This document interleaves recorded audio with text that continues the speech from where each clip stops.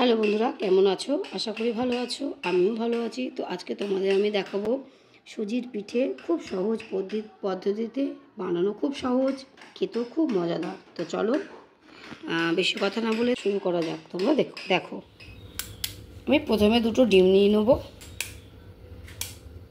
তো ডিমটাকে আমি ভালো মতন একটু নাড়াবো। তো আমি এই ডিমটাও নিয়ে নেবো, কারণ ডিমের সাইজটা একটু ছোট ছিল। তোমাদের যদি ডিমের সাইজটা একটু বড় হয় তাহলে হয়তো দুটো ডিম তোমাদের হয়ে যাবে। কিন্তু আমার ডিমের সাইজগুলো একটু ছোট ছোট ছিল বলে আমি 3টে ডিম নিলাম। আর তোমরা যদি বাড়াতে চাও তাহলে তোমরা ডিমের সাথে সাথে কিন্তু তোমাদের সুজিটাও বাড়াতে হবে। দেখো ভালো মতন মিক্স করে নেবো 2-3 মিনিট ধরে এইভাবে নাড়িয়ে। এইভাবেই করতে হবে। দেখো কীভাবে ফেনা ফেনা হয়ে গেছে পুরোটা, একটু জোরে জোরে, একটু ভালো মতন। দেখেছো কীভাবে করেছি? তো এরপর দেখো আমি সুজিগুলো দেব, আর এক হাত দিয়ে আমি নাড়াতে থাকবো। আমি একবারে পুরো সুজিটা দেব না। হয়তো তোমরা দেখে বুঝতে পারবে, কেননা সবটা তো বলে ঠিক করে বোঝানো যায় না কীরকম আমি ঘনত্বটা করছি। শুধু তোমরা জাস্ট একটু দেখবে। তো আমার মিক্স করার সময় মনে হচ্ছে যে আমার এটা একটু ঘন হয়ে গেছে। তো আমি একটু বেশি বানাচ্ছি বলে আমি 4টে ডিম ইউজ করছি। তোমরা যদি একটু কম বানাও তাহলে তো অবশ্যই তোমরা 3টে ডিম ইউজ করবে। আমি দেখো 4টে ডিম ইউজ করছি।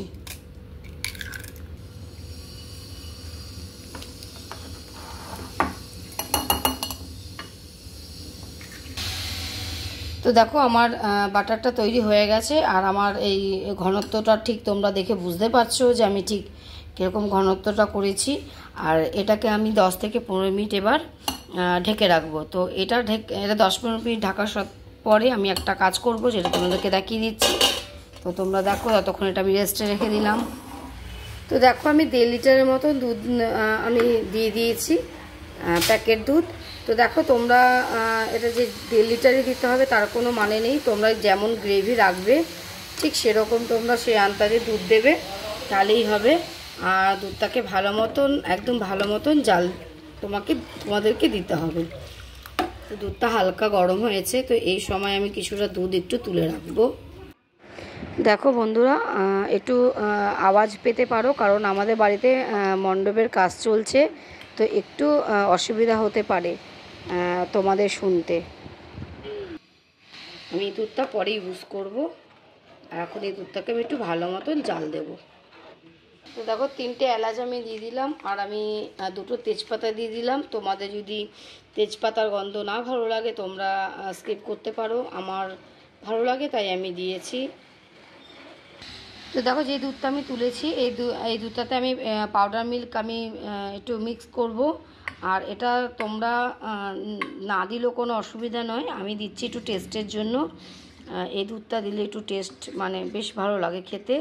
তো তার জন্য আমি একটু ইউজ করছি। আর আমি বড় চামচের 8 থেকে 10 চামচ আমি নিয়েছি। বেশ চামচটা বড়ই ছিল। এই ভালো মতো ভেবে মিক্স করে নেবে।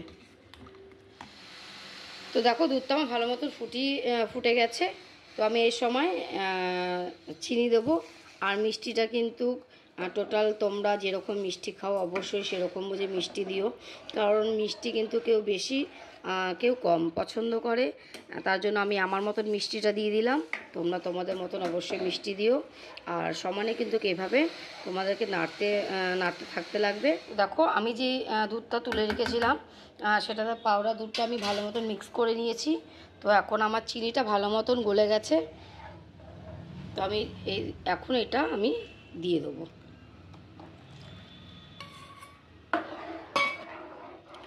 আর সমানে এভাবে নাড়তে থাকবো,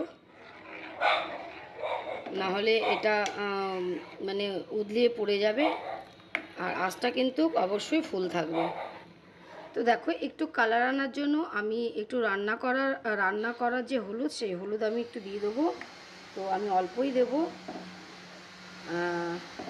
একদম অল্পই আমি দিয়েছি। দেখো কালারটা কীরকম চেঞ্জ হয়ে গেল। আর তারপর যতক্ষণ না এটা একটু ঘন হবে ততক্ষণ আমি এইভাবে ফুল আঁচে নাড়তে থাকবো। দেখো 10 মিনিট আমার রেস্ট হয়ে গেছে। তো দেখো কীরকম একটু সুজিটা ঘনত্ব একটু একটু ঘন হয়ে গেছে। তো যেহেতু আমি ডিম দিয়েছি, ডিমের তো একটা গন্ধ থাকে, তো সেই গন্ধটাকে যাতে না লাগে তার জন্য আমি ভ্যানিলা এসেন্স আমি একটু দিয়ে দিচ্ছি, শুধু মাত্র ডিমের গন্ধটা যাওয়ার জন্য। আর তারপরেও আমাকে 2-3 মিনিট ভালো মতন এভাবে নাড়তে লাগবে। যত ভালো মতন এটাকে তোমরা নাড়বে তত সুন্দর হবে।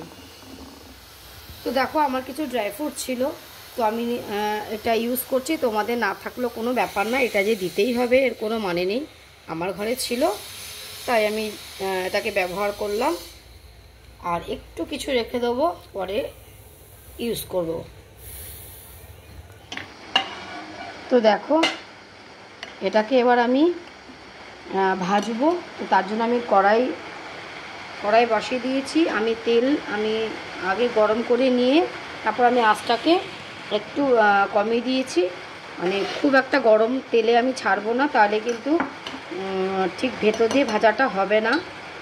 তো দেখো আমি এবার ভাজবো। তো তোমাদের আরেকটা কথা বলছি, তোমরা হয়তো একটু আওয়াজ পাচ্ছ যে কীরকম বৃষ্টি হচ্ছে, তার জন্য হয়তো একটু তোমাদের শুনতে অসুবিধা হতে পারে, তার জন্য আমি ক্ষমা চেয়ে নিলাম। আরেকটা কথা বলছি যে তোমরা কিন্তু যেটা দিয়ে দেবে এক মাপের দেবে, তার জন্য একটা তোমাদের পছন্দ মতন একটা যে কোনো চামচ বা হাতা বা যাই হোক না কেন চয়েস করে নেবে, তাহলে তোমাদের এই বানানোটা ঠিক এক সাইজের হবে।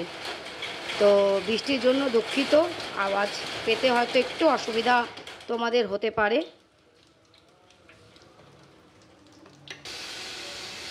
তো আশা করি তোমাদের দেখে বুঝতে অসুবিধা হচ্ছে না।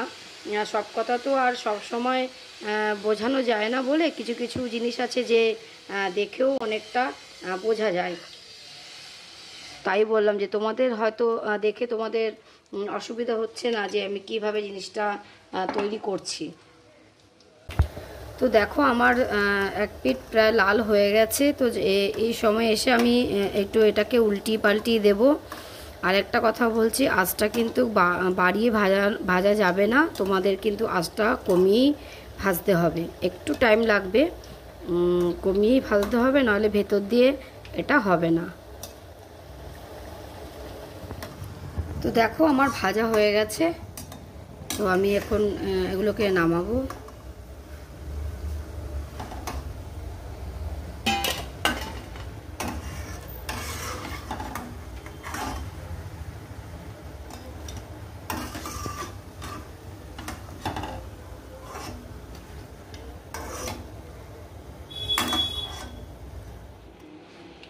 তো দেখো দুধটা আমার পুরো হয়ে গেছে। তো আমি আঁচটা একদম কমিয়ে দিয়েছি, হালকা হালকা দেখো ফুটছে।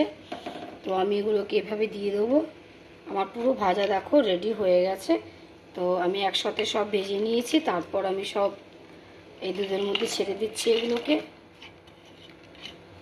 আর এগুলো না 5-6 ঘন্টা রাখলে ভালো, কিন্তু তার থেকে বেশি ভালো যদি তুমি ওভারনাইট রাখতে পারো তাহলে বেশি বেটার। যে আমি ড্রাই ফ্রুটটাকে দিইনি, সেই ড্রাই ফ্রুটটাকে আমি ওপর থেকে এভাবে